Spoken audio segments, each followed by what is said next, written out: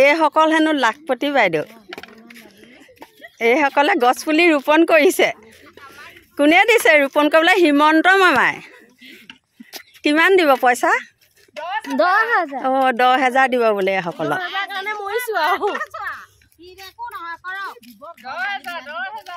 গাড়ীয়ে মটৰে লৈ পুলি ৰুবলৈ আহিছে দেখিছেনে ৰাইজসকল চব এয়া ভাগৰ লাগিছে মিছল বনাইছে খাবলৈ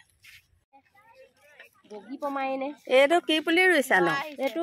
হেৰি বগীপমা অঁ বগীপমা বৰ ডাঙৰ গছ হয় নহয়নে বাৰু বৰ ডাঙৰ গছ হয় বুলি গম পাইছো তাই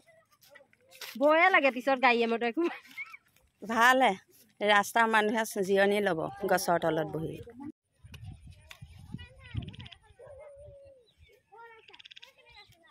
পুৰা পুলিটো